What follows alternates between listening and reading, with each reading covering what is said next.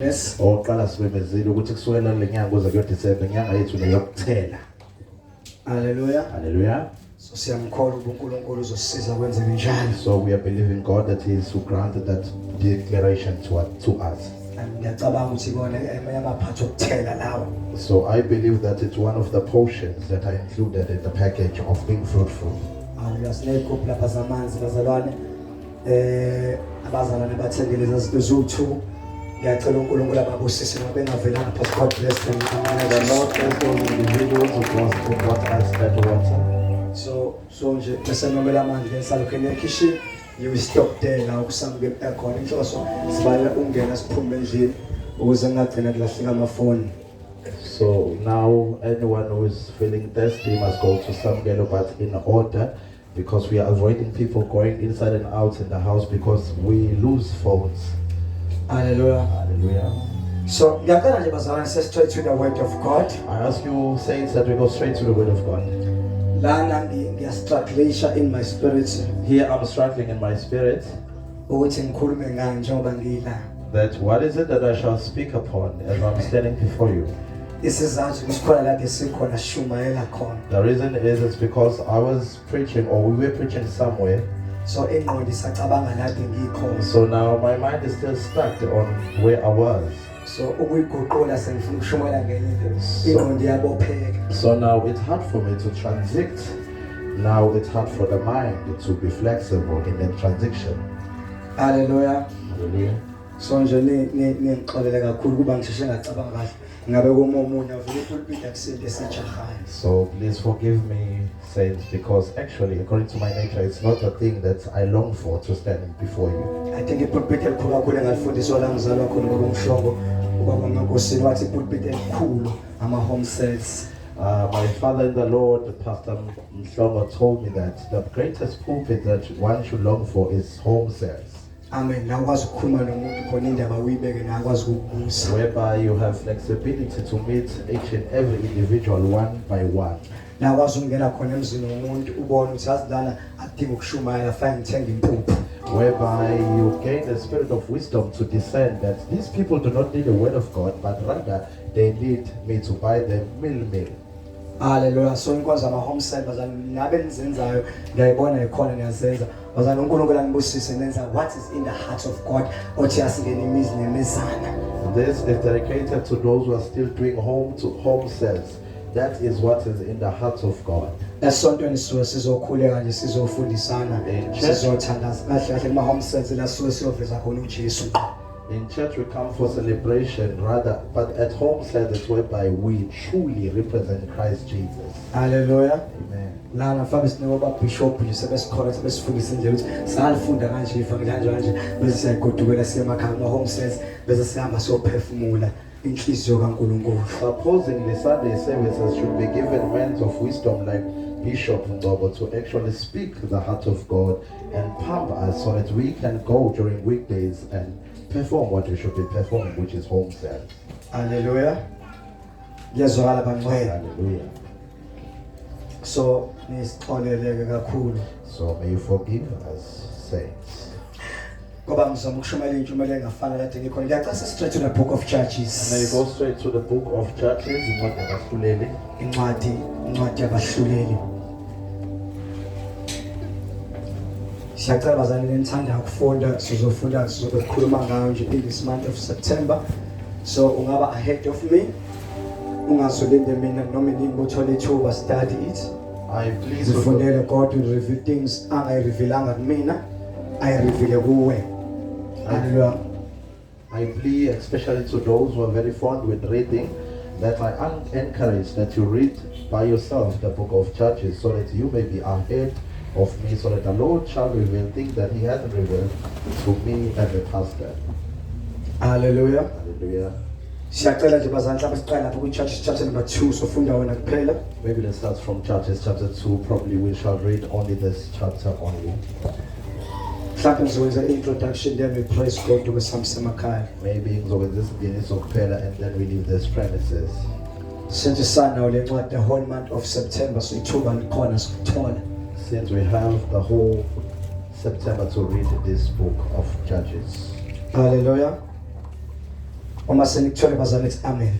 If you have found it, say amen.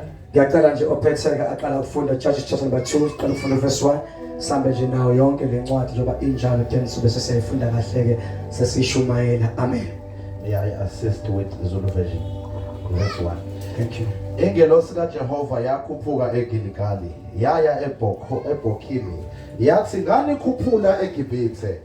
Nginilethile ezweni engalifungela oyihlo, ngathi angisoze ngaphula kuze kube phakathi isivumelwano sami nani. Verse 2. Kepha nikwenza sivumelwane nabakhe kulelizwe, niyakudiliza ama-altari abo, kodwa anilalelanga izwi lami. Nenzeleni lokho na? Amen. Ngiyacela mhlawumbe ophethe lesingisi naye afunde. Anyone with English version?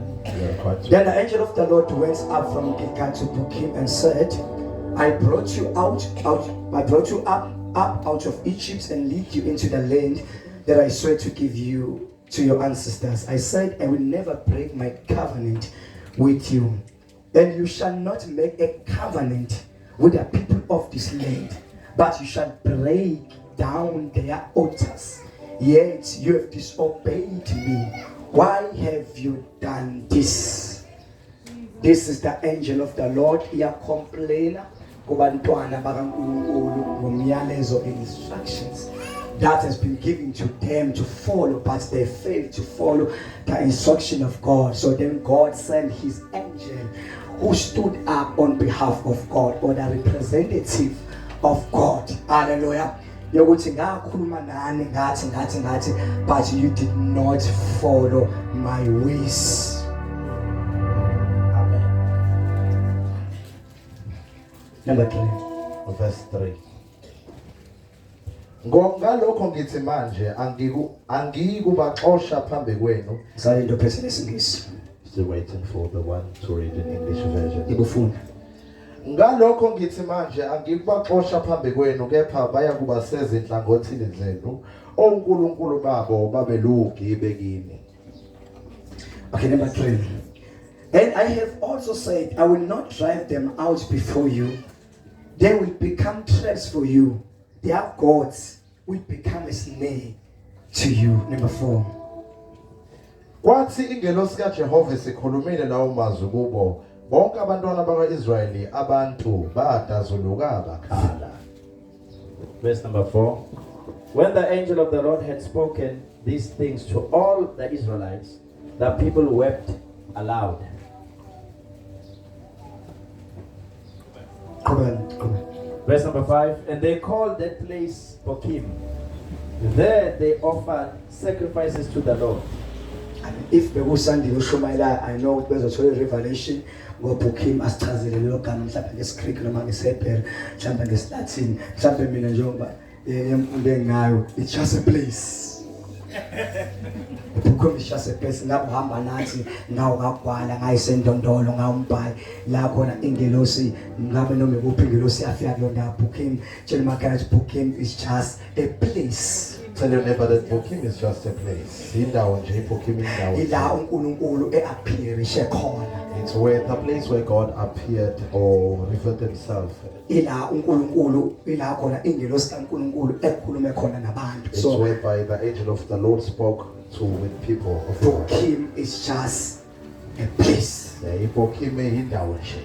I don't know anything about Hebrew, Latin or anything, but it's just a place. Azilutho ngeSebher nesiLatin kodwa nengazi ukuthi Bochim indawo nje. So khona bezayo abazozwa nesiLatin okwamanje bamba a place. Coming are those who are to interpret the significance or the Number language 6. of the word Bochim. Number 6 in Zulu news. uJoshua esemukisile abantwana bakwa-Israyeli bahamba, yilo nalowo waya efeni lakhe ukuba balidle izwe. Verse number 6. And Joshua had dismissed the Israelites. They went to take possession of the land, each to their own inheritance. Verse 7. Yeah, from verse 7. The people served the Lord throughout the lifetime of Joshua and of the elders who outlived him and who had seen all the great things the Lord had done for Israel. Verse 8. Joshua son of Nun, the servant of the Lord, died at the age of 110. Verse number 9. And they buried him in the land of his inheritance at Timnath Heres in the hill country of Ephraim, north of Mount Gash. Verse 10. Verse number 9 usuyama Zulu News. Ngizoqala ku-verse 7. Sheshisa. Abantu bamkhonza uJehova izinsuku zonke zikaJoshua nezinsuku Abantu bamkhonza uJehova insuku zakhe zonke zikaJoshua nezinsuku zonke zamalunga asalayo. nama-elders amadala ekhona. Emva kokukaJoshua ayebonile wonke umsebenzi omkhulu ayewenzele u-Israyeli. Verse number 8. uJoshua indodana kaNuni inceku kaJehova wafa eneminyaka eyi-110. At 110 uJoshua wafa washona. Yes. Verse 9. Bambela emkhawulweni wefa lakhe eTimnathi Heresi ezintabeni zakwa-Efrayimi ngasenyakatho kwentaba yakwaGahashi. Verse 10. Verse number 10. Yes. Naso sonke lo sekuyiqiniso bendaba bami sungaqala ulalele kahle la kodwa yonke indaba the reason ngifunda yonke ngoba isesontweni and it's Sunday akusiwona kwi-open air akusiwona i-revival asijahele ukuvutha sifuna ukuyikhuluma. Now I've reached to the word of climax, whereby Cha funda ivesi ngisho labantu labantu. hallelujah. Verse 10. Iclimate yakho. Amen. Naso sonke leso sizukulwane sabuthela koyiso savela esinye isizukulwane emva kwaso esasingamazi uJehova nomsebenzi ayewenzele ku-Israyeli. Amen. Number 10 in English. Number 10.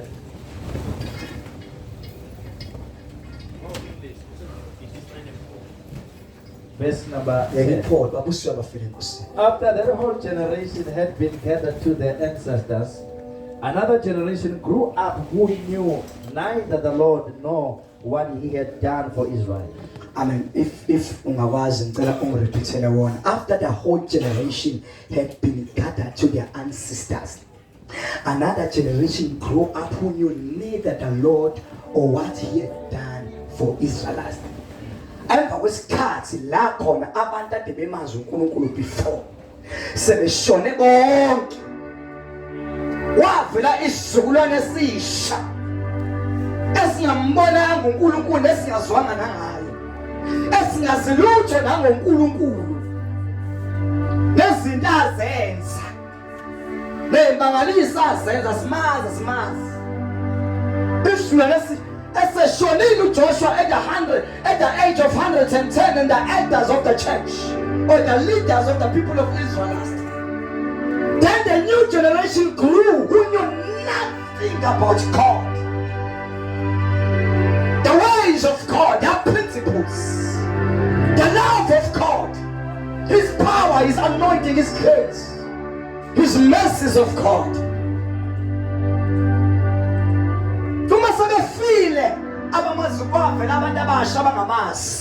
When they died, a new generation arose who did not know what God had done.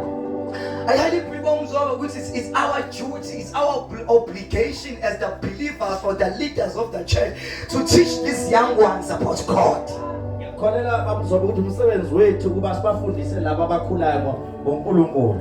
Ngiyakholwa ukuthi igeneration entsha ayazi lutho nango-AJ Sithole, ayazi lutho nangobaba uNgithi, ayazi lutho nangobaba uBhen, nangobaba uQhiliza, ayazi lutho nangoJohn Jilika, ayazi lutho kodwa le generation entsha yaSamzoba. It's our duty as the preachers of the gospel of God to teach them about the ways and the principles of God.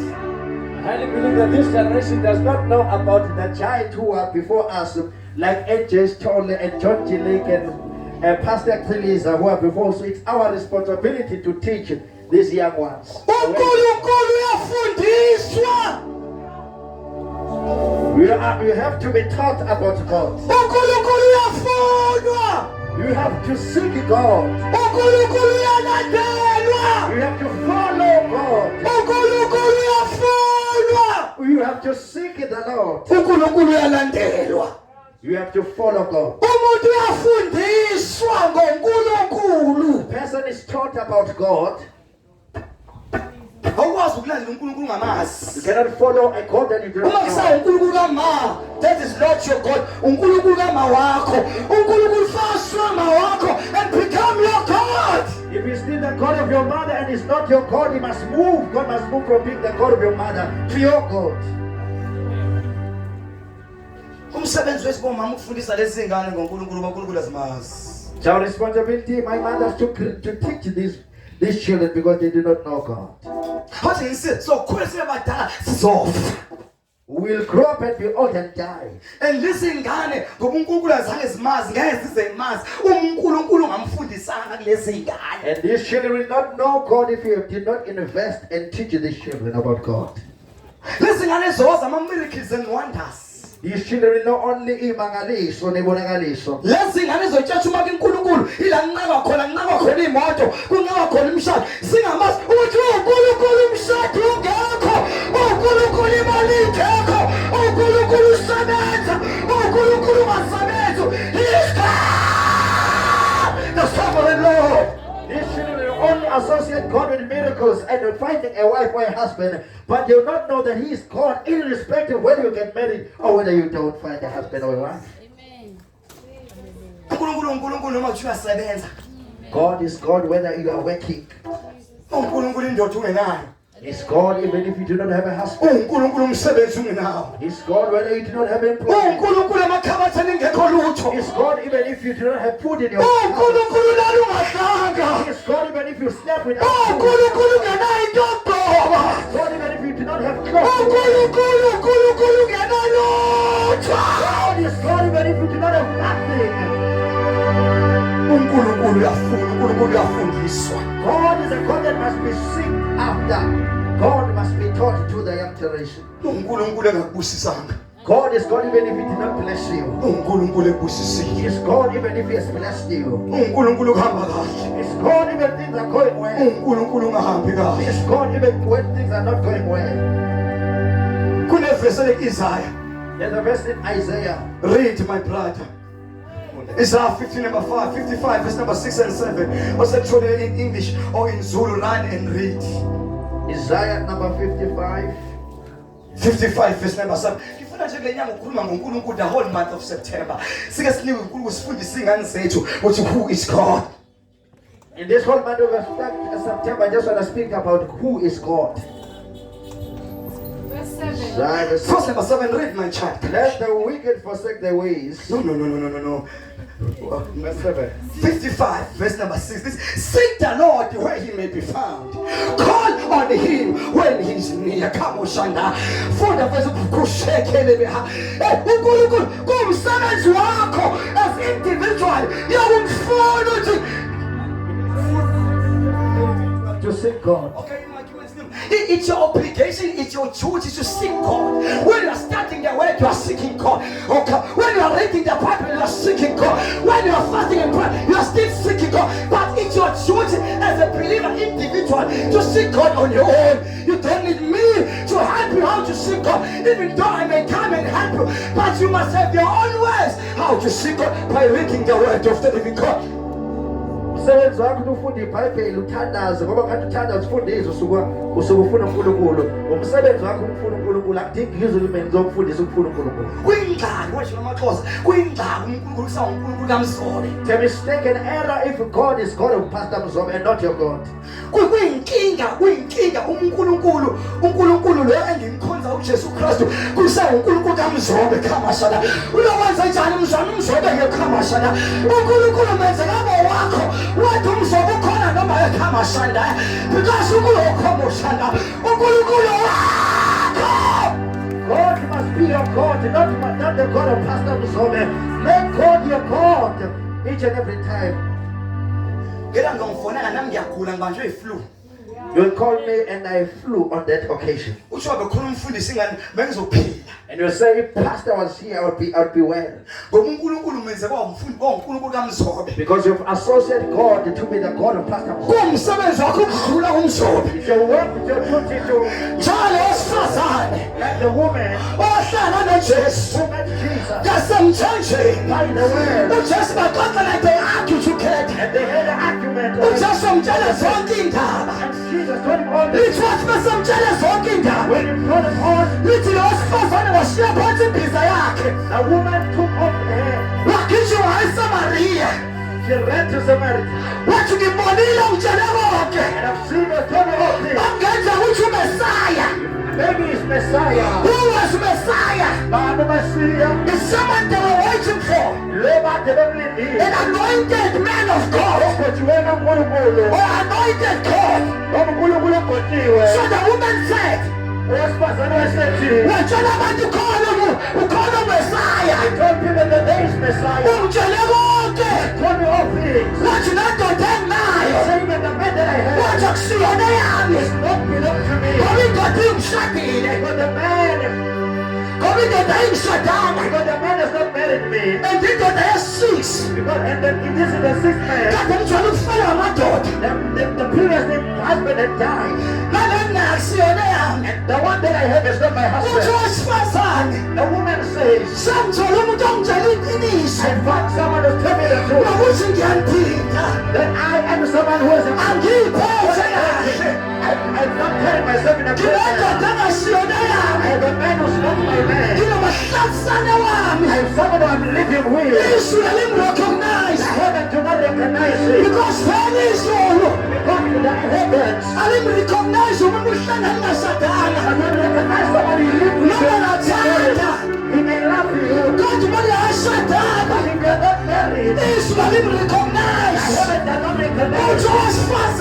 The woman said, I found a man. Are you Messiah? It's Messiah. One general He came up above the He does not belong to me. And I wanted to recognize him. The Bible says he told all of Samaria until the Samaritan said, say nothing anymore. We've heard by our own sense. We've heard about God through your mouth. Thank you. Thank you. He He is now our God. What is said, we have heard it with our own ears. If God is God of Pastor Mzobe, Mzobe is not different than Texas. Mzobe is a nyanga, he's rubbish. Because it makes the believers to stay in him. The believers must move from Pastor Mzobe and show the real person. Here's the one who guided us. Here's the one who was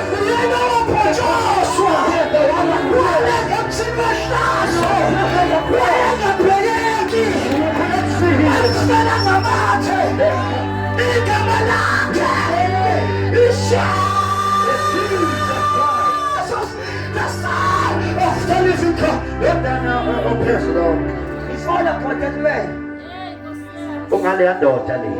His name is Jesus Christ. Not appointed mere man. Our responsibility to this that it is your job to seek God while He is still near.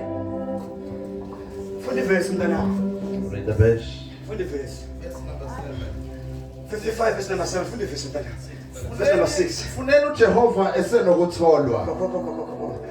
Verse by. It's Isaiah 55 verse number 6. Okay. Seek the Lord when He may be found. uNkulunkulu uyafunwa esanokutholwa. In other words, you must seek Him while He still may be found. I used to say this kwala my brother.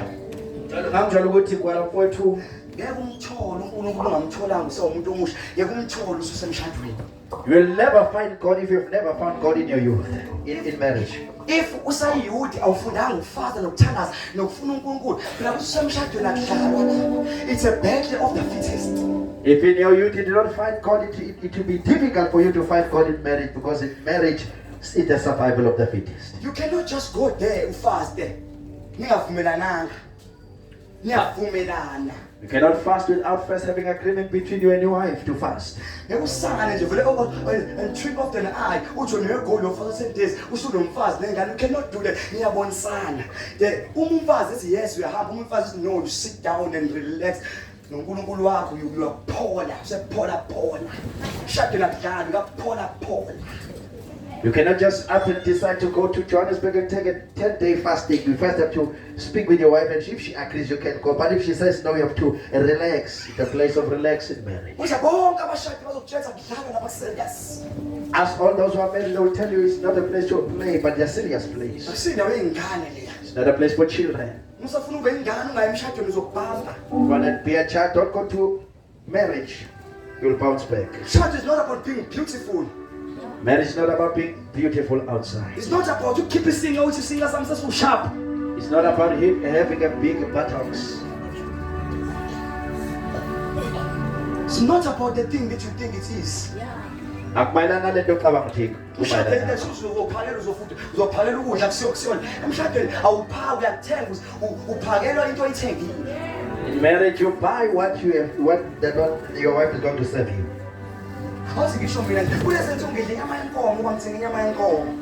These days, I'm eating beef because I'm watching beef. If I've bought tin stuff, that tin stuff, you accept what you have bought yourself.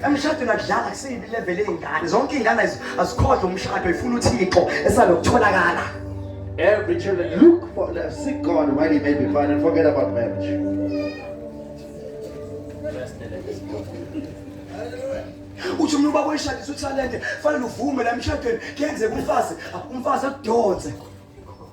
Another man of God who was officiating over Pastor Talent's wife, marriage, Pastor Teles, he said in marriage you have to allow your wife to pull you by, and figuratively speaking, by your tie. Don't get caught with your nose. Or figuratively speaking, by your pull you with your nose. You don't live anyhow. You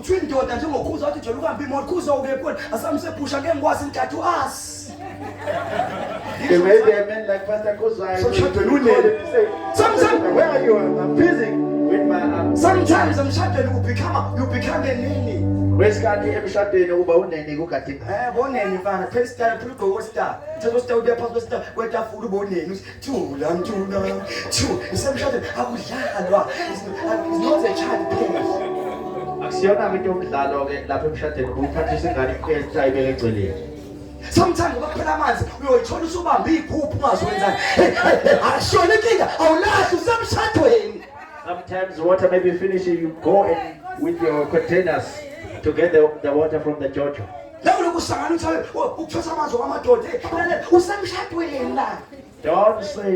Don't say that collecting water is for men. You are in marriage here.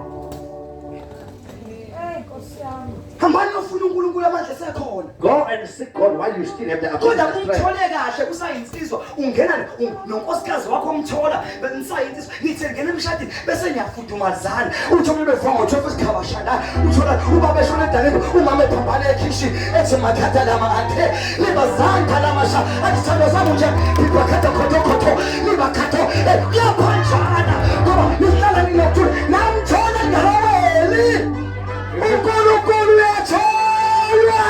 you find God if you find it in your youth, then in your marriage you'll begin to pass each other in the dining room and you'll be praying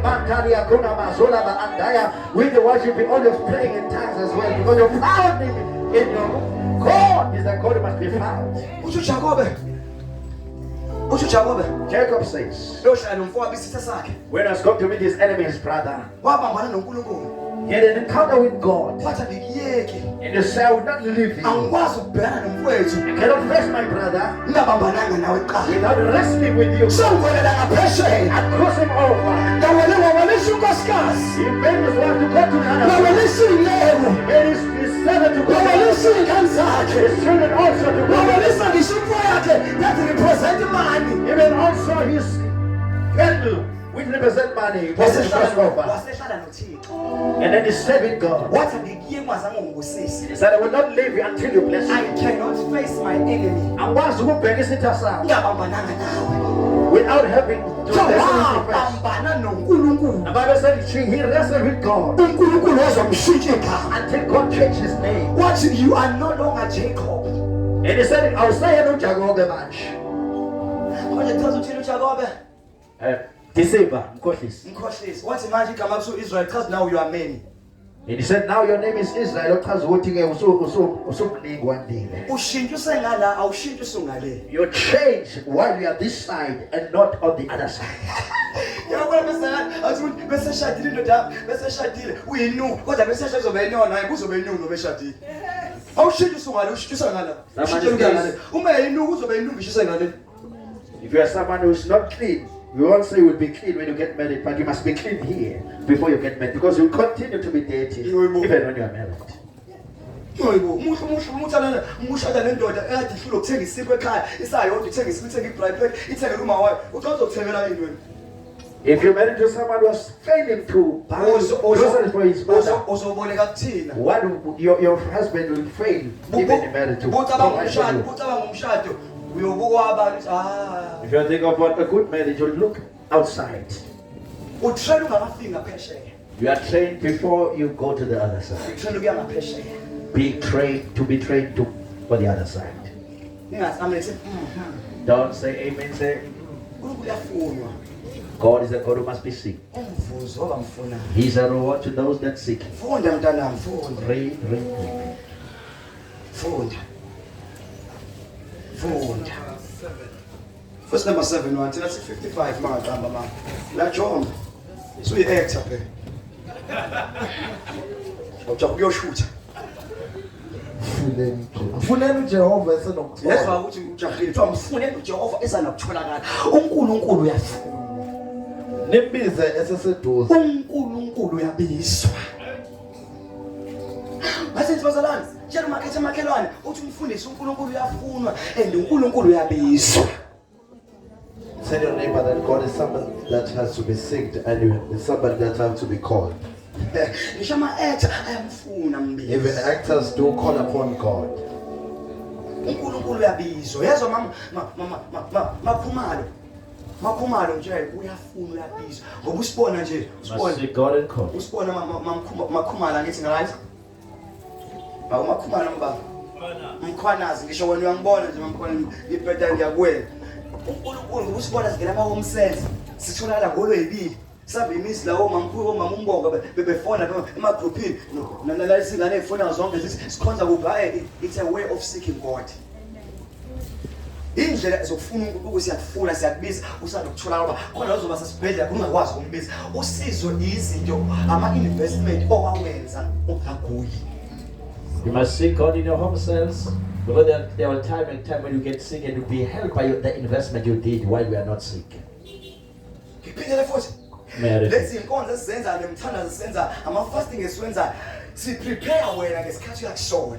All the midweek services, the fasting that we undergo, we are preparing you There will be for a a coming time. Mhlawumbe la ushade khona emshadweni mama nkosikazi kamfowethu uthi ufisa abantu bazokukhulekisa uthi abazali mabekho. Kanti ama-investment akho yemnikela ade uyenza nama-fasting ade uyenza nemthandazo ade uyenza nezinto ezinhle ade uyenza bese uNkulunkulu ziyakukhulumela. There will come a time where you will have a situation where you'll want believers to come and pray with you and they will not come. And then the investment that you made before will begin to assist you in that time. Ngiyakudabukela nje ngokuthi makuthiwa kuyakhokha ishumi ungayikhokhi ngiyakudabukela nje ngivele ngikuwe makuthiwa neli unganikeli thiwa ama-gross ungawenzi wenza izinto zesonto ungazi ngiyakubuza yini ezokukhulumela mzwana usempini. I'm very sorry. Because uHezekiya muzwana esempini kuthiwa uzofa. Kuthi uHezekiya wabheka odongweni wathi uNkulunkulu remember. uHezekiya samchaza uHezekiya into ayenza mzwane ngene into yokuqala uHezekiya I destroy inyoka yethusi. Because inyoka yethusi abantu bayikhonza. Afika kade baphikisene esikhumbula isitho sikaMose kuthiwa bakhuma bomuzi bakhuma nangoNkulunkulu. Kuthiwa uNkulunkulu wadedela inyoka. Inyoka elobuhlungu kuthiwa le nyoka yayithi bikuluma. Inyoka enopoison. Ufa same time. Kuthiwa usandile kuhle usandile isikolo makhulu usandile ngijabula kakhulu. Kuthiwa uhlobo leza inyoka kwawunyoka kwawuhlobo lenyoka njalo. Inyoka enopoison. Wakuhlobo njengale khona lenyoni indise phezulu. Phela amakhanda awu7 what is it? Wakuthobe nje edragon yayithi thiwa le hlobo lenyoni ngasikhaza Moses yayithi bikuluma kuphuma umlilo. It says when this snake would bite you, the people of Israel, fire would come out like a dragon. Go and do research wafunda kuthanda ukufunda ne-internet ikhona kwakuhlobo obelikulumile likuluma linomlilo. This the kind of snake that would bite you with the fire as well. With poison and fire also. Kwakunobutha phinde kube kunomlilo futhi. That represent Drago. Kwakumele usathane lokho. Ingakho uNkulunkulu enza inyoka yethusi. That is why God commanded Moses to build the snake. Benza lolo hlobo lenyoka. He made such a snake. Kodwa lesikho into eziqalekiswa into ezikhest. But Because uNkulunkulu wayebakhesa ukuthi bakhulume kabi with the man of God. Ngoba nokukhuluma kabi ngenceke uyayithola isiqaleki. Hambani nonke likhulume kabi ngenceke uma nifuna ukusheshe nife.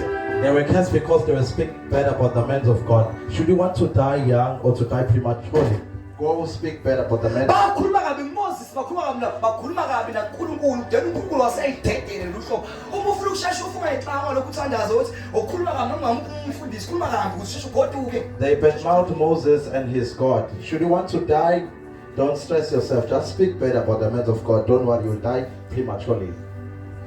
Bakhulume ngabafundisi, bakhulume ezali group yokuxoxa ngabafundisi loshini ugoduke. Speak bad about the pastors and go an extra mile of making a group of speaking bad about the pastors. You will die. Laba benza njalo kwathiwa benza inyoka yethusi. These ones were commanded to make the snake, the bronze snake. Kodwa lapha as a form of Jesus Christ. And that was fictitiously standing for Jesus Christ. Even though it was a form of snake. Noma kwakuyinyoka leya nyoka yayimele uJesu. Kuthiwa bonke ababuka inyoka leya noma inyoka ibashaya kodwa baphila. It is said that those were bitten or bitten by the snake, but whosoever that was beholding upon that fictitious snake was healed and delivered. Because if focus yabo, because their focus yayingekho kulezinto ezibashayayo. wasn't upon the things that they were Kodwa suffering ifocus from, yabo but their focus, yaba enyokeni yethusi. it was upon the bronze snake. Noma inyoka isiqalekiso zasibashaya. Even though the curse was hard upon them, Kodwa ubuka inyoka yethusi wapi? but those who were beholding upon the bronze snake were healed. Mama, saphela isikhathi salokho. The time of that passed, Isikhathi sadlula uNkulunkulu aqhubeka abasebenzisa. and God continued using them. Kodwa bona baqhubeka bathatha inyoka bayikhonza. But they continued to worship the snake that was made out of bronze. Lithi uHezekiah engena as a king ezophatha. It is mentioned that when Hezekiah was entering as a king, Into yokuqala ayenza washaya leya nyoka wadiliza ama-altar owashaya phansi wadiliza wathi akusinto yokukhonza le muntu ofuna khonza isiJehova. the first thing he did was to destroy the altar of that snake and commanded the people of God to shift their focus upon the snake but to move it to the living God. uHezekiah wababuyisa uNkulunkulu kuba sebenayo kuma-altar njengoba namanje abantu abaningi babhizi nezinto zasemhlabeni abanye bakhonza ngisho abafundisi. Bazalwane kunzima manje kuthiwa uman of God ubaba usibanibani bakhonza abantu than God. Uthi ukuthi naye umfundisi akabathi that musana ukukhonza mina but your focus must be upon the living God. Whatever I did it was God, not me. Hezekiah reconciled people with God again, as it happening in nowadays. Pastors of this time, they are worshipped, they are being adored in the place of Jesus Christ. And them themselves, they are adoring and they are admiring them rather than taking that worship to the living God. Lithi uHezekiah wathi benza lonke inhliziyo kaNkulunkulu namathina akhe ekhaya. Because uHezekiah wenza abantu bafuna uNkulunkulu esaseduze bambize sanokutholakala. Hezekiah's duty was to bring and reconcile people with God, and God was very touched of that.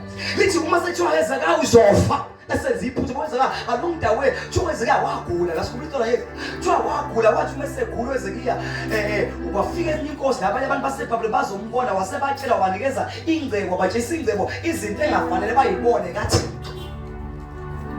Because Hezekiah showed the people of Babel that The secret place of God that wasn't to be revealed upon the people that were not of God. He was then sick and the judgment of God was being unleashed. But because Hezekiah was once a good man, Kwathiwa Hezekiah uzofa. it was said that Hezekiah, you are going to die. Kwathi uma kuthiwa kuzofa uHezekiah wakhumbuza uNkulunkulu ngezinto azizo. Wathi uNkulunkulu khumbula. uNkulunkulu wakhumbuza uHezekiah yilo wanqamula ama-altar inyoka. Wathi kuwe phindela umprofethi ukuthi ngiyasafa kunokuthi afe ngizokwandisa iy'nsuku. Wena uNkulunkulu uyomkhumbuzana kanti awunawo ama-investment akho eshumo ekhokha akho mnikelo ekhokha hlanganisa izinto esonto awenzi lutho wena nje ukhona nje wena wakungena esontweni uphinde uhambe uyayifikela ukuba esontweni siya investa baby, we are investing.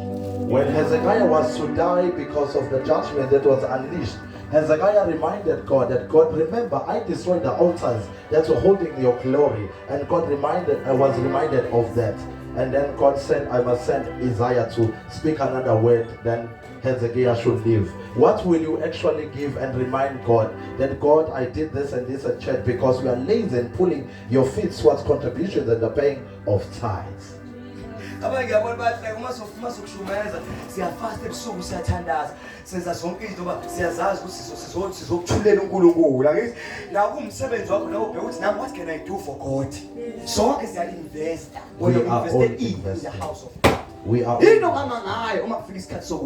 What will you present should your time of dying comes?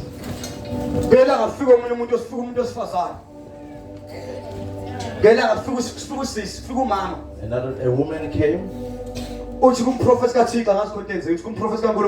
said to the prophet of God,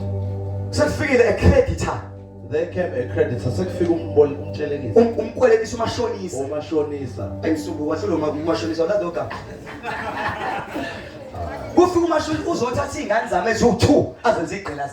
There came a creditor to take my two children to make slaves out of them. But I love the part where it said a prophet came.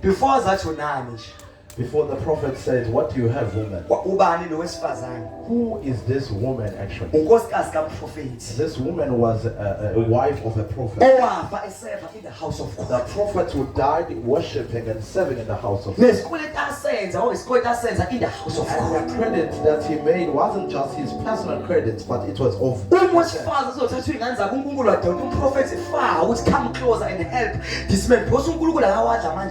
when the creditor came to take the slaves of this man, the woman said, Lord, remember my husband made this credit towards the contribution of the church. What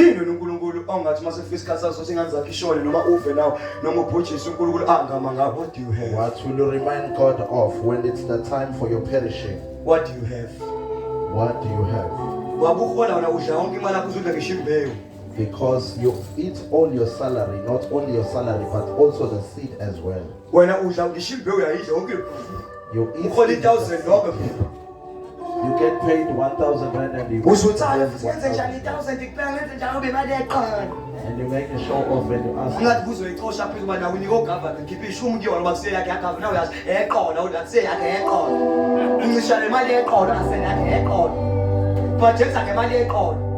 There's no in giving even in the pension money.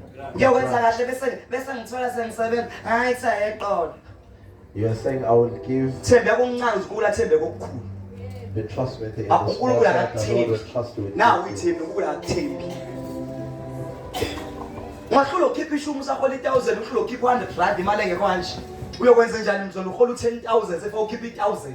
You're unable to give 10% of 1,000 rand, which is 100 rand. What will you do if you get paid 10,000 rand? It will be hard for you to give. Uyokhala iyembe uthi ngeke ngikhola 10,000 rand 6,000 lonke imali You will cry tears. Seemingly to you, the 1,000 will seem to be big for you. You say, hey God, I cannot give you 1,000 rand. Because ingqondo yakho is not true. Ingqondo yakho ayijwayele to give u10%. You will never be able to do so. You will never.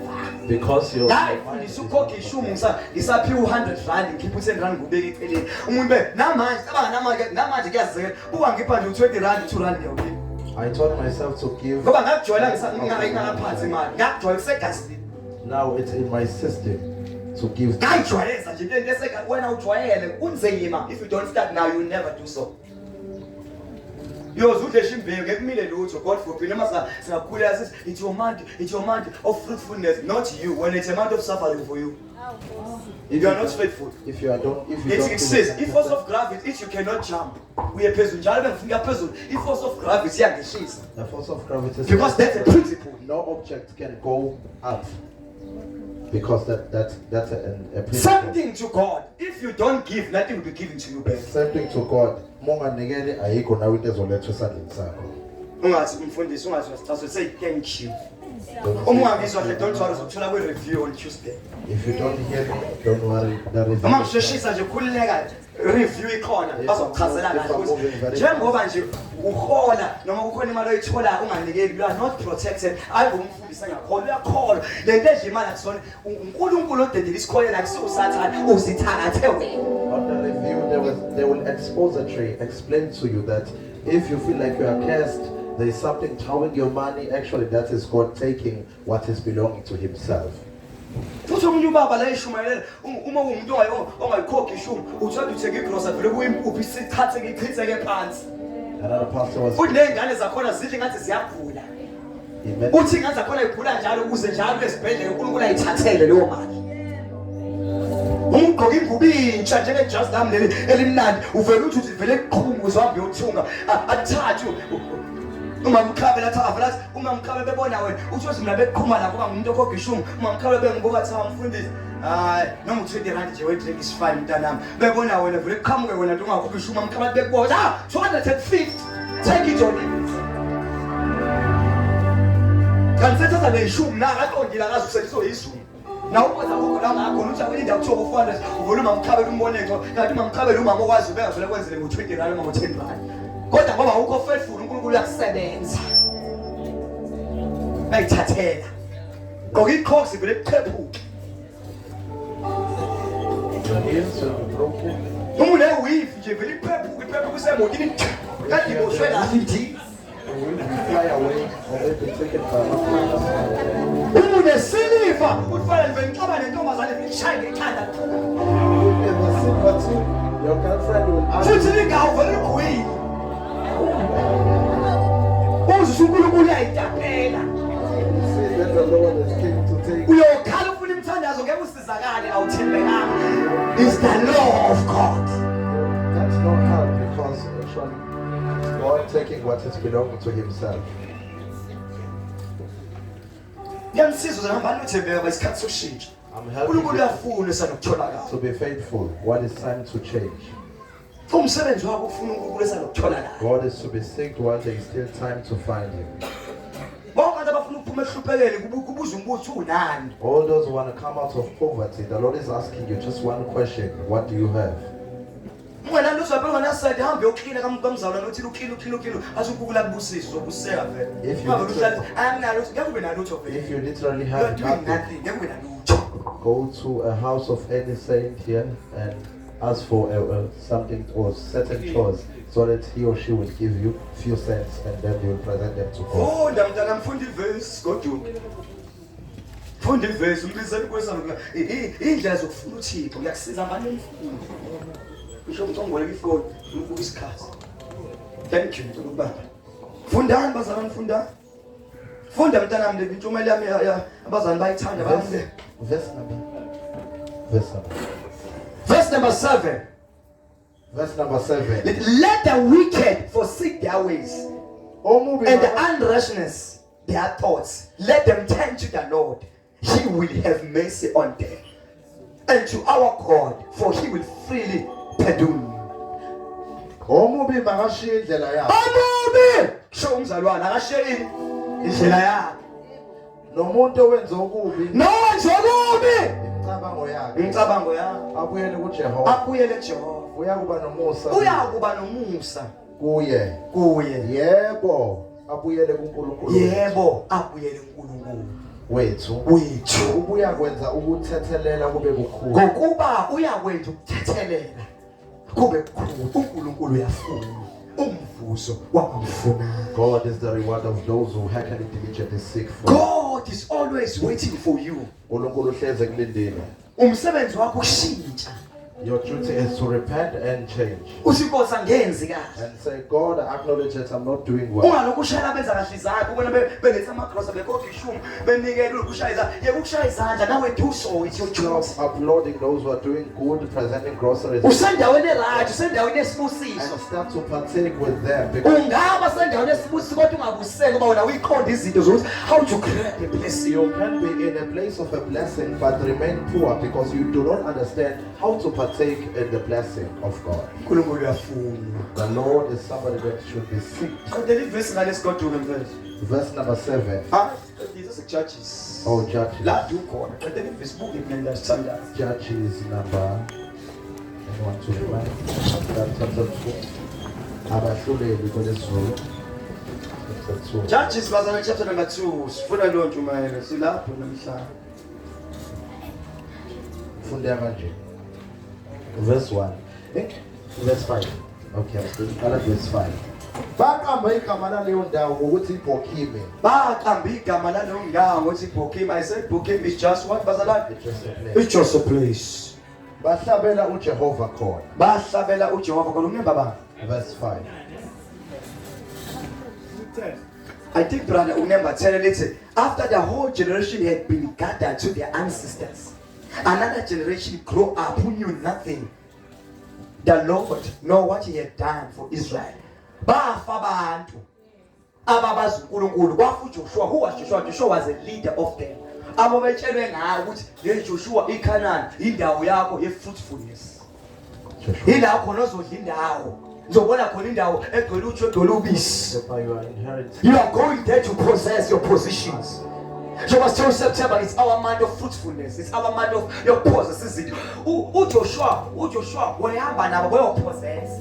Joshua was And uJoshua ufunda verse 1 kuthiwa bayipossessa ngempela indawo noCaleb bayithatha indawo bayipossessa uverse 1 nje uverse 1 ufunda yatheka ukuba ngoJoshua bepossess indawo benikezana lenze and everything. Njengoba sithi our September, it's our month of fruitfulness. It's our month, it's our season to possess our things. Kodwa kufuneka nawe ukhathi upossessa position this but bepossessa base beyashona ngenxa sebebadala. Washona uJoshua nama leaders kadazi uNkulunkulu wasekunyuka isizwe sisha esingamazanga uNkulunkulu qho. while they were in their Lesizwe esingazange simazi uNkulunkulu kuthiwa sakhula. the nation that didn't know God grew. Yeah, you can say in English there was this nation as uNkulunkulu, then those people died, then uNkulunkulu for a new generation. It's fully singisakho what children. The nation that did not know God grew. No, the nation that did not know God died. The nation that knew God died. And the leaders died. The nation that we have just said it. What should I say? Then a new generation who knew no God. Amen. Amen. That's the pastor today. Number 11. Number 11. Then the Israelites did evil in the eyes of the Lord and served gods. They forsook the Lord, the God of ancestors, who had brought them out of Egypt. They follow and worship various gods of the people around. They aroused the Lord anger. Number 13, because they forsook him and served Baal and Asherah, in this anger against Israel, the Lord gave them into the hands of reeds who planted them, who sold them into the hands of the enemies all around, whom they were no longer able to resist. Mhlambe angime bazalwane lapha. Okay, number 15. Whenever Israelites went out to fight, the hand of the Lord was against them to defeat them, just as he swore to them. They were in great distress. Next week siqhubeke no16 sambe nawo sivale bazalwane ngicela manje sime la usho izulu bese siyathandazana ngenxa sesikhulume nokunye ade kungeke entshumayelweni but siyambonga uNkulunkulu bese siyagoduka hamba sezi review abantu be review bakhona bazobicacisa kahle le podcast bazo next week bothi ngifika kube sekunderstandeka isho izulu bese siyathandaza. Verse 12 to 15. Bamshiya uJehova uNkulunkulu wawoyise wabakhipha ezweni laseGibhithe balandela abanye uNkulunkulu babantu ababezungeza bakhothamela bamcunula uJehova. 13. Bamshiya ke uJehova bakhonza oBhali noAshtarothi. Into okuthela kwaJehova yavuthela abaka-Israyeli yabanikela esandleni sabaphangi ababaphanga wathengisa ngabo esandleni sezitha zabo nxa zonke. Ababe besaba nakuma phambi kwezitha zabo. 15. Nomaphi lapho bephumela khona isandla sikaJehova sasimelene nabo sibenzele okubi njengokukhuluma kukaJehova nanjengokufunga kukaJehova kubo bantula kakhulu. Thank you. Ngiyacabanga bazalwane lento nizwe kahle. I believe that you have heard this. Awuthi ngiphinde njengoba enjalo. Let me repeat what you've heard. Kuvuka isizwe sisha. A new ancientized, esingamazanga uNkulunkulu. that didn't know God.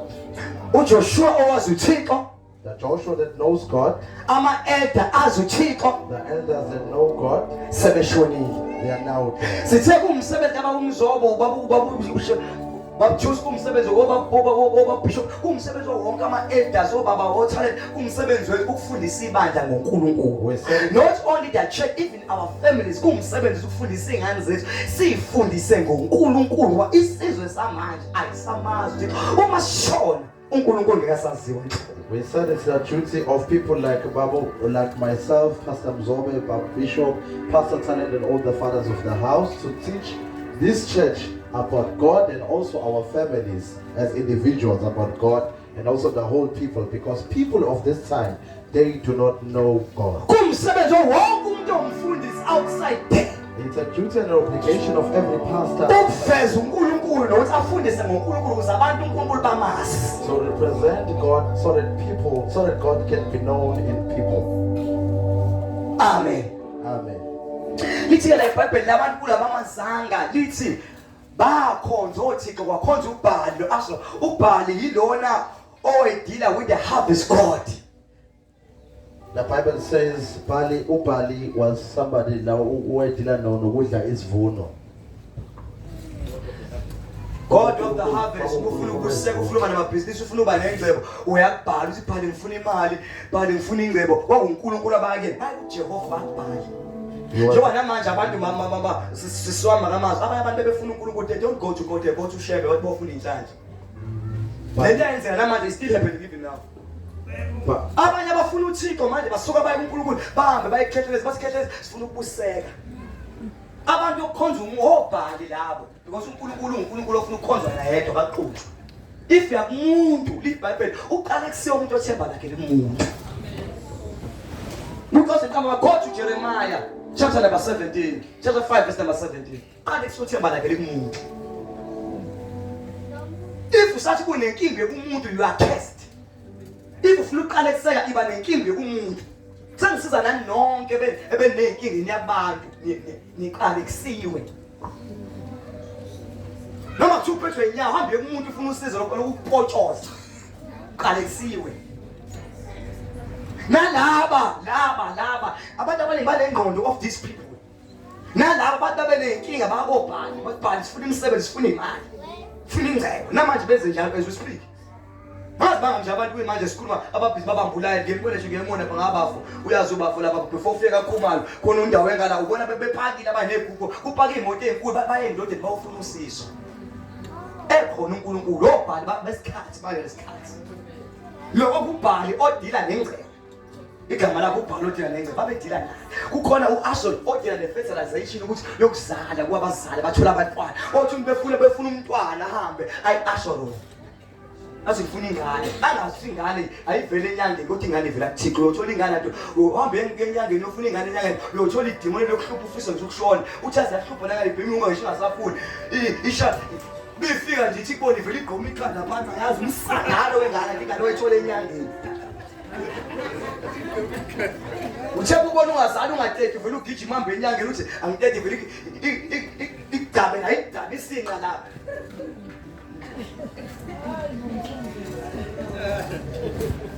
Faka intambo ebomvu engathi nebhalansi kodwa engane nje ibhalansi so intambo ibhalanswa ngoKristu.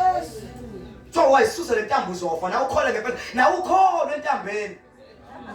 Ubhali wakho intambo. Manje ngikwazi ngane yami ke phela uthe umkhohlane ushinya ngithini uthe umkhohlane bike ikhipha le ntambo izovela ishawe stroke. Usiyobamba le ntambo ebomvu noma eyelo usangane. Ulibikhandela liblue usiyolayithi ngathi umsangano ngoba Alex umuntu othemba lakhe likubanga mbane enyangeni you'll into evusa ulaka uNkulunkulu ungamthemba ukuthemba abantu than God nonke lemhlaba yabantu you are cursed. It's the scripture ship Bible whether ngithanda mongithanda uyachaza ngokuthi noma ibandla liyena ngoliyeka it doesn't matter kungcono uliyeke iqiniso ngelamanga kungcono ubhalisa abantu ugcala abantu dola ama quantity angayizulu ingosi benathuka iquality abayizulu yokusiza ngalo ukuzuzizwe lonke lahle lokuphila ngaphakathi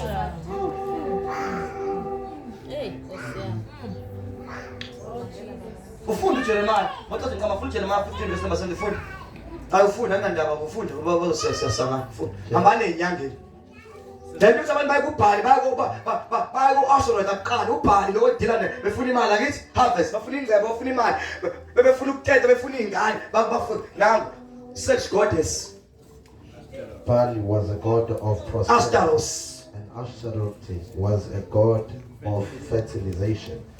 To fertilize, fertility, so that women can conceive. yeah this woman can conceive uyabona nje semshadweni ingane engayitholi uhamba ayi lapha umasako ufuna ingane hamba thatha inyama thatha ibhadi ngabe ukhipha inyongo ukuthatha ibhadi nawe umsana yenza ungani bigula hambise enyangeni uthi yokhipha inyoni ongayibona inyoni enganeni wena hayi bikhishwa inyoni akusona isona ikhishwa inyoni esonto kwenzani ongayibona ingane ongayibona isipero sindisi lento yenyanga lokuthakathi segazini kwena kusho sindisiwe kodwa safuna ichaza ikhishwa inyoni enze njani kwesami into esikhule ngayo khule ngenyoni wena thina nabona sasinabo sami labakazi abayinyangeni abakazi bachaza banaba nje baphila amadlebe amkanje ngathi awamamila amadlebe aso strong ayizange ikhishwa inyoni asiyazi bayazi ukuthi wathi bekhula samthatha sasegamela yacho siphila gospel she belong to you wakho lo wena yathi ingane ngoba nje ayifaka intambo imiswe intambo go unto you izona zonke izinto ezisusa uNkulunkulu kuwe sithanda izinto engeke emile kanti wena awukho kuThixo umuzi wakho ubiyelo ngoba singekho la ukhonza ngadabu usiya ngale uhambe kuthele kusuka ubiyelo umuzi wakho ubiyelo ubiyelo ngenyoka ngoba ngibucela nje umtholo uthole lapha inyoka yoyiqothula ingane ziyozama kuzameka impilo imle ngoba izango manje zinyanga qale siyothemba lakhe libantu hambani inyanga niyofa mucaze iqhamba manga is the scripture Kulunkulu ufuna ukukhonzwa yena uqale kusumuntu othemba lakhe libantu funda iverse shivesi asisho Jeremiah chapter 17 verse 5. Funda Usho kanje uJehova qalekisiwe umuntu othemba kubantu. uqalekisiwe Umuntu othemba kubantu. usho ba Unkulunkulu Jehova. thank you Jehova nemaza athi ba Yes, God thank the you Father. isho ngesingesi Do you know who God is? hayi usho isho uqale isho read the word Cast is a man. Can I have English version? 17 we have English speaking people Okay, let me. Is the one who trusts in men Curse is the one who trusts on men and who draws strength from mere flesh and whose heart turns away from the Lord. and whose heart turn away from God. That person would be like a bush in the wasteland. That person will be like a bush in the wasteland. They would not see prosperity. They will not see prosperity. They will dwell in the pitched places of the desert, They will dwell in the places of the deserts, in a salt land where no one lives. in the salt land where no one lives. A person who trusts on God, who draws strength on people, that person is cursed. Yes. Woza inzulu ngoba Usho kanje uJehova. okay kusho ba talent No. kusho bani Jehova. okay ngisho kakhulu ngezilapho lele loku actor woza nalo Chief. Usho kanje uJehova.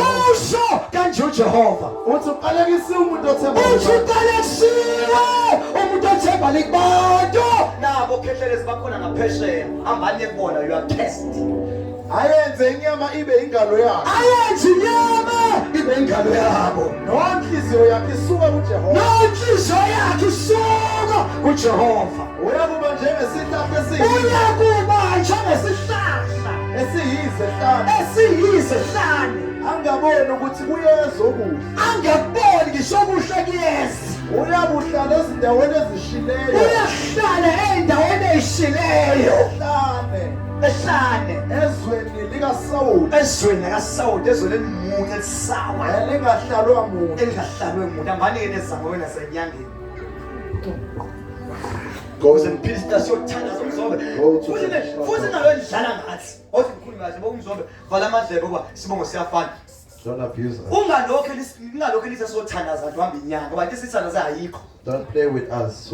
To call us when you are sick or contact upon us. If you are ngathi nje intoke impilo kungahambi kahle lokhu uzobiza thina uzazi ukuthi uyasindisiwe into hamba inyanga usiyeka phansi leave us ngoba singathi amandla kaNkulunkulu asinawo siyothandana sanonke othande bashaya ngelimzamba bashaya ngoglory haleluya ungeze ilutho kanti sikhuluma ngomuntu okholwayo aphinde ahlanganise nabathakathi. If you are still mixing God, umusahlangana siyeke uzofe sibize usufile kusengathi apho isindisa ungekhona call us when you are dead, usha futhi esikhogweni burning in hell. nomathala ngenyanga usuhlulekile inyanga yeke then come to Jesus Christ. If traditional doctors have failed you, then come to Christ. Kusimixela kumixo Don't mix. We do not mix here in this gospel. uwehla thina number 6 kwabantu abameqiniso abakhonza uNkulunkulu who love God. Funda in English, those people who love God. Oh, those people who stand on the truth and stand on the ways of God. It's in Verse 7. But blessed is the one who trusts in the Lord. But blessed is the one who trusts in the Lord. Sure, when I will call it the serious or consequences. It's a blessed are you. You are blessed just to trust on God. Now There's it's a referring blessing to you. for you just to trust on the living The God. one who's When the worshiping spouses of God. temple, yes. There's a blessing of Whose standing God. confidence His confidence. No, Mr. Because your confidence. Kuhamba kwakho. Strength, ini confidence. Ukuthemba kwakho. uJehova kuphela. Uthi uJehova angiphilise. Ithemba. Ayikho ngangcono ngivele ngife. There's nothing in it. If uJehova angisiza akekho uzophinda angisize ngoba uJehova okuphela. If uJehova angibusisa angeke ngenze lutho uthi vele ngizobolazayo nje kuzobuka. If God has looked, there's nothing I can do. It's like that. That God is teaching other people, it's calling to other which is me. Who stood the truth of time, the test of time. Do not move or shaking, be shaken. That's me. Thina sikhonza uNkulunkulu singenamali singasapporta impilo ihlungu imuntu samthemba uNkulunkulu sabhekezela. Thina kunama ngasibusa uNkulunkulu siyadeserve ukusewa semene uNkulunkulu azange sifune ngisho imali bazana azange senze ngisho indlela zeyimali sisibume ngikhulekelile uma ngikukhulele zo 1000 umngithaze ukuthi azange simeqinisweni sami on God uNkulunkulu sibusa ungasibusa asibusisi namanje basithi standing on the truth. If there be people, Sithemba yena yedwa asinalo nithemba ayinasithemba sithemba yena kunzima kodwa sithemba nokunjalo ziningi indlela zokusheshisa ufike nabantu bazowenza ama pledges ufuna isibiza abantu la bazosanga abantu banipledge ngama thousands these asikaze simpledge nje nangenkana asikaze stande nje nabantu bazonikhipha imali we've never even uma ngayikhipha sisivela ngithandi uma nikhipha asikaze abantu abanogcolo ukukhipha imali bazomsanga nasikaze soze lo dodo. We stood the truth. Sithemba uThixo kuphela sinayo mina babusiyo abathemba la uJehova. Blessed are those whom they are Funda trusting in the Lord. Verse 7. Verse 7. Ubusisiwe umuntu othemba kuJehova. Busiyo umuntu othemba lakhe kuJehova. Othemba lakhe linguJehova. Nothemba lakhe linguJehova. Ngokubuya kuba njengomuthi. Ngokuba uyakuba njengomuthi Otshalwe ngasemanzini. otshalwe ngasemanzini. Ozenabisa izimpande zawo ngasemfuleni. Ozenabisa izimpande zawo ngasemfuleni. Ongesabi. Ongesabi Lapho kufika ukushisa. lapho kufika ukushisa Amaqabungawo abelihlaza. amaqabunga abo abashaya Angabe naluvalo. angabe naluvalo Umnyaka wesigagaba. ngonyaka wesigagaba Anganqamuki anganqamuki ukuthelezela. ukuthengithela umzali waleke lo uma kuthiwa isikhathi sokushisa mamngcobo lapha kusho ngekhathi kuthiwa lithi ngisho ukhola ziyakufikela inkinga kodwa uthothwe na uJehova kuphela. Even if you are a believer, you Ngoba chazi ushizisiwe noma ukholwa noma ukhokhe ishumi ufasta inkinga It zikufikela. doesn't mean that Kodwa uma ifika inkinga uma ngezwe njengomphostoli Paul umetshela abantu encwadini incwadi yama-Romans I think I don't know iyabaleka ekhaya 8 verse number 35 athi liyahlonisa nothando lukaKristu athi ngayihlupheko nangohlungu even tough times do come to you, asikuwo just konke like they did to Paul. singakwenza konke naye uKristu Of osiqinisa course, the words of Paul and kusho Paul. umuntu What oba can nenkinga separate ekholwa us from the love emeqinisweni of Christ? asume nisime Let ngenyawo us stand upon our feet. uNkulunkulu uyafunwa The Lord should be saved. le generation yalahlekelwa uNkulunkulu ngoba sekufa amaqhawe This generation knows God because the giants of faith died. sazoyifunda incwadi of Churches We are still to read the book of Judges. kumsebenzi wethu It's our duty ukulanda ibandla lonke to call upon the whole church. silandele uThixo. Ngiyafisa sikhulekeni namhlanje We'd love to pray today. wherever you are. No matter who Sisi uNkulunkulu ngicela ungangishiyi. and say, God, do not leave me behind. Ngiyakubiza Nkosi. I call upon you, God. Ngikubiza ngisala usaseduze. I call upon you while you're still near. Ngiyafuna uNkulunkulu ophilayo. I need you, Lord, umoya usahlangene nomphefumulo, while I'm still one with my spirit and soul, inyama isahlangene nomphefumulo. while my flesh is still one with Nkulunkulu ngiyabonga ithuba onginikeze lona, Lord, I'm so thankful of the opportunity, ithuba lokufuna, the opportunity to seek you, sakwazi ukumemeza, to be able to call you, sakwazi ukukhala. while I'm still able to cry to you. Nkulunkulu ngiyabonga Lord, I'm so thankful ngethuba onginikeze for the lona opportunity of getting lokuthi ngikufune sing for you while usaseduze. you're still near us. Fisa yonke umuntu ekhona kule ndawo Wish everyone in this place ushaye izandla ubonga uNkulunkulu uthola ithuba nje for such a time. lokufuna uNkulunkulu omfumana sanokubizwa saseduze. Seek and to find God while you're still near. Ngifuna uthandaze la I khona, want you to pray wherever you are. ngifuna ukhuleke la I khona, want you to pray wherever you uthi are. uNkulunkulu ngiyawafuna, Lord, I am seeking for uNkulunkulu you. ngiyawafuna. I seek for you. As usathandaza While still praying, ubugodi bufika ekhaya, if you reach your home, uvule the book of Deuteronomy 6, open the book of Jeremiah chapter 6, ufunde no chapter number 7, chapter number 7 as well. chapter number 8. Chapter number 8. Uzozwa the covenant of God. You will hear about the covenant of Izinto God. uNkulunkulu ayishilo. Then the things that God Wathi sizwe zabantu abangakholwa. and he said the nations of the Wathi unbelievers sukani bona. move from the nations of the unbelievers. Ningakhamisani nabo. Do not contact with them. Ningasondeli bona. Do not come near to them. Babanekeleni. Run away from them. Thandaza.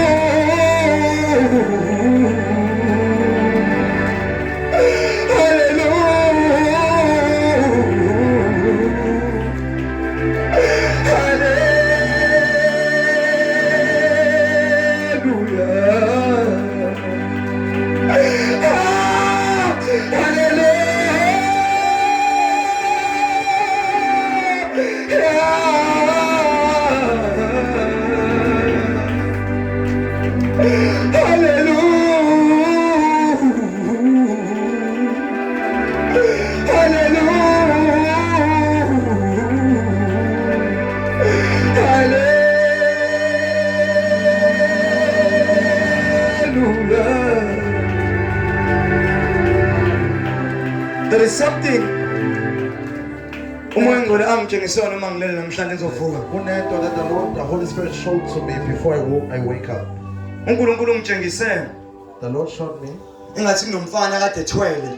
there was just like a guy was, maybe somebody was doing occultism. Bebemfundisa ehlanu uthwele. He was in the wilderness. He was being taught. Kwafika omunye ubaba ke ngimusho ngegama ngoba naye vele uthwalisa abantu isangomunye inyanga vele ndiyalazi igama ngakalisho. There came a father that you know as well because he's always in my preachings. You know him. Kucelwa lo mfana lo ukuthi And this guy was called. njengoba esephasile esethwele It was said as he has graduated, bamnikeza umthetho owodwa, one rule. they give him one command and one rule. Kwathiwa angahlangani nomuntu wesifazane. He was said that he mustn't engage himself with intimacies. Wakhala lo mfana. And this guy cried. Wathi ngiyathanda impela ukuthwala. And he said, I would love to do this, occult, Kodwa ngiyafisa ukuba nomndeni. but I would love to have a family as well. Ngiyafuna futhi ukuba nezingane. And I would love to have children as well. Engathi ngiyabizwa kule ndawo. And it was like I'm being called. Kuthiwa umfundisi wena uthini? And it was like somebody's asking me. Ngithi "What mina is-" umuntu akaphoqwa ngobiso. And I said, a man mustn't be forced towards his calling. If lo mfana lo akafuni ukusebenzela nina emandleni obumnyama, If this guy doesn't want to join you in the kingdom, he's not willing ukuthi angabe nomntwana angabe nomfazi, he is not willing to have a child and a wife, let him go. let him go.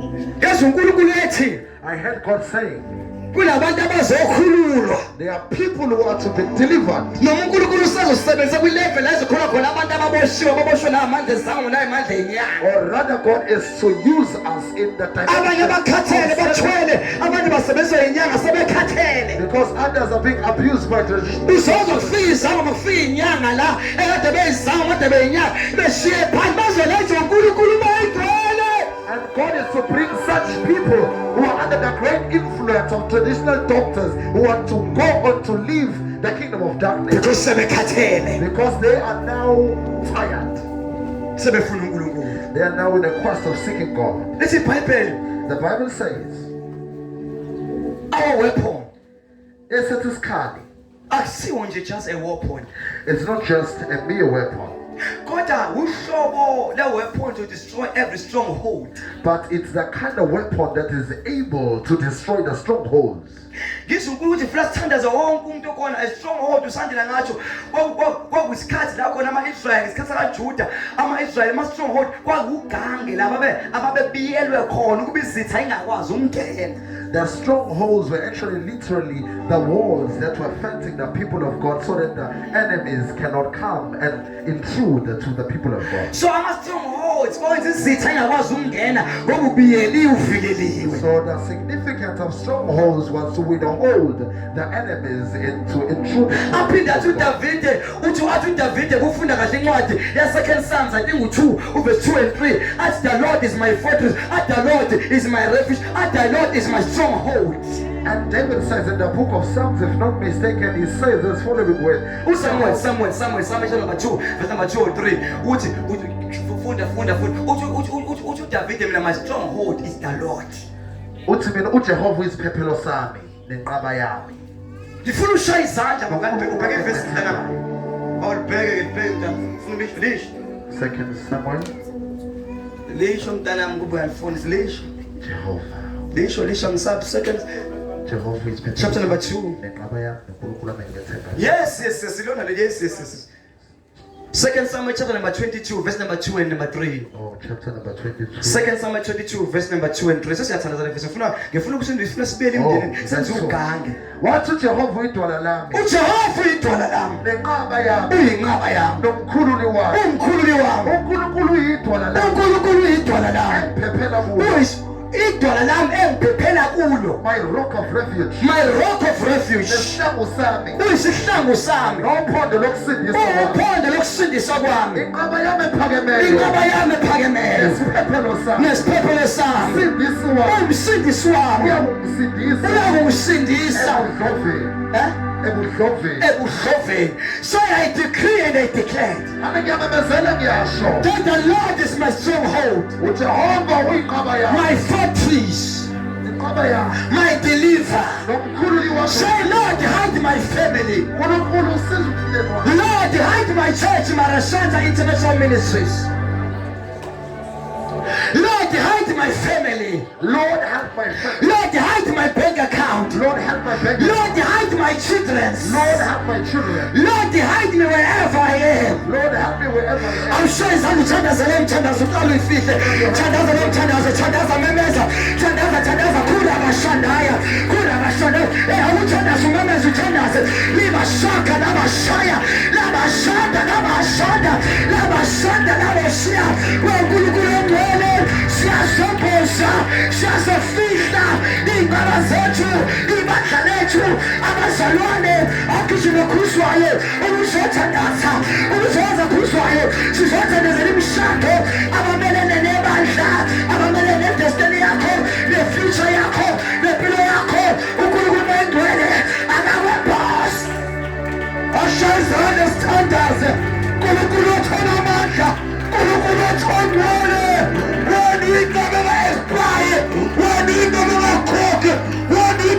Shoni phansi nanti ibandla lakho nanti ifa lakho uNkulunkulu athi phansi konke awusibiyele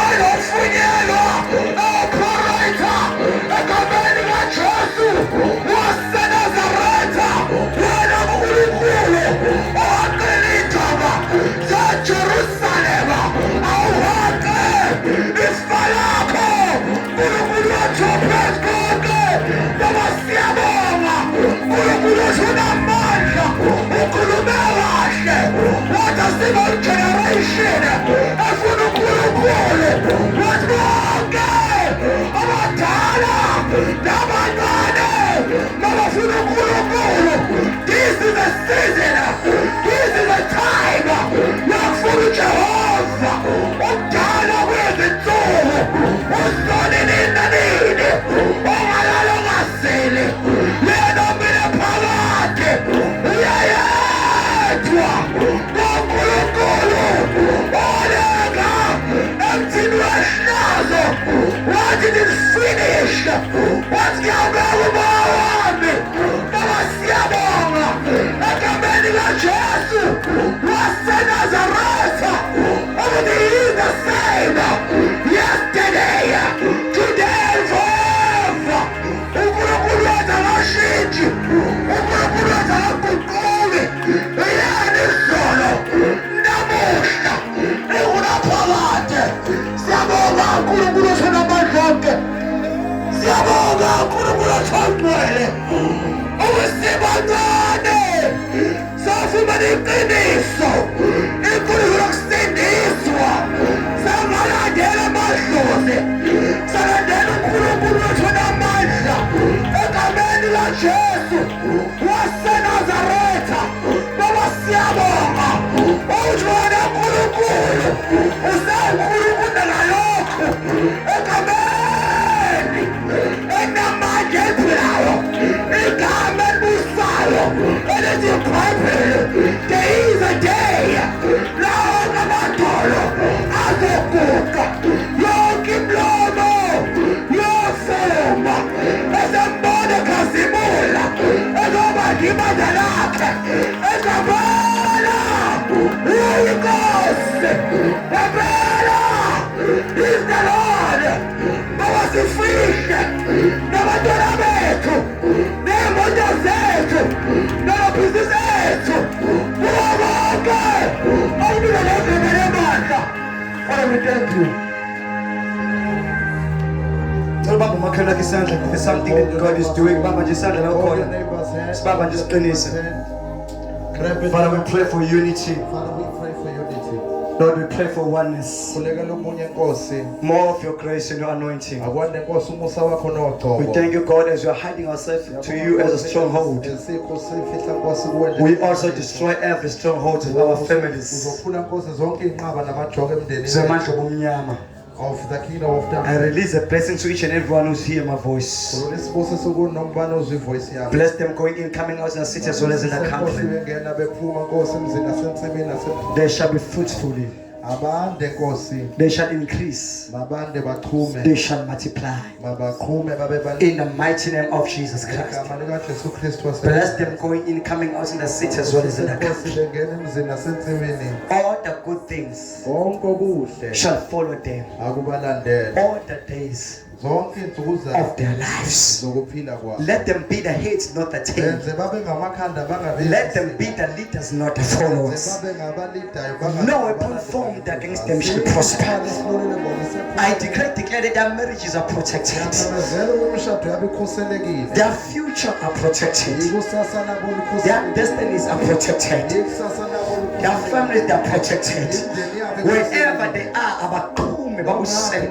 let them multiply and be blessed. They shall possess their position. Abadle Nkosi okuyisabelo sabo. Hallelujah. Hallelujah. Hallelujah. Hallelujah. Hallelujah. Hallelujah. Hallelujah. Hallelujah. That's nomthandazo kanye nawo amakhono ogula ungeza nje la ngaphambi sisomthandazo. Umakhono ngicela umakhono ofisa ukuyibuyisela enkosini. There be Ofisa anyone ukusindisa who ifo kwazi concern usindiswa. himself or herself with Jesus Khona abanye Christ. abasithi nasinabantu abakhona nasinabantu aba-online. We have these people here and also the people who are viewing us online. Hallelujah. Hallelujah. Asikwazi ukeke ithuba sibuyisele enkosini. We cannot leave this wonderful opportunity of reconciling. Uma ufunda you. ivesi encwadi yabaseRoma chapter number If 9. you read the book of Romans chapter number 9, I think it's chapter number 10 verse number 9 and 8. chapter number 9, chapter 10, verse starting from 8 to 10. lithi iBhayibheli ivuma ngomlomo The Bible says you receive Jesus through ukholwa confession ngenhliziyo and confess with your mouth when ukuthi uNkulunkulu wamvusa uKristu kwabafileyo God raised Jesus from the place of the dead. bese kuba ukusindiswa. And then that is full salvation. Ngicela umusho njalo seJesu If you're saying like that, say Jesus. namhlanje Today,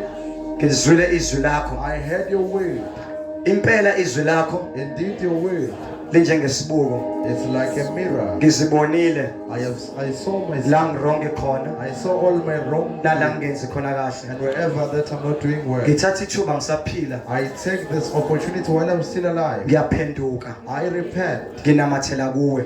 I cling myself to you. Ngithathe njengoba nginje. Receive me as I am. Qala into entsha ngami. Start a new thing with me. Uthi uMapostle Paul Apostle Paul says kubaKorinte in 5:17 2 Corinthians 5 verse uma 17, umuntu akuKristu Jesu if a man be in Christ, uyisidalwa esisha. he is a new creation. Okudala kuyadlula The old has passed away. bese qala kusha. Behold, the new has come. Jesus Jesus, qala kusha. start a new thing. Ngifundise Teach me indlela zakho. your ways.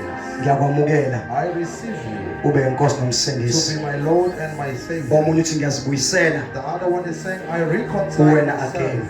to you, Jesus. Omunye uthi ngiyaxolisa. The other one is saying, I apologize. Ngihambile ngayenza ngomeni. I went and contact with traditional doctors. Ngiyile enyangeni. I went to traditional healers. Bekungaqondi.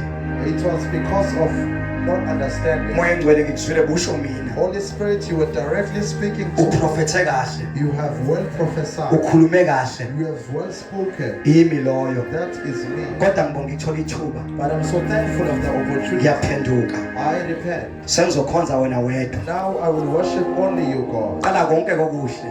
Start me afresh. Ungihlanze egazini likaJesu. Purify and cleanse me in your blood, Jesus. Amen. Amen. If uthanda lo mthandazo If you have prayed that prayer, asikuhlulele. we do not judge you. uNkulunkulu uyakuthanda. The Lord loves you.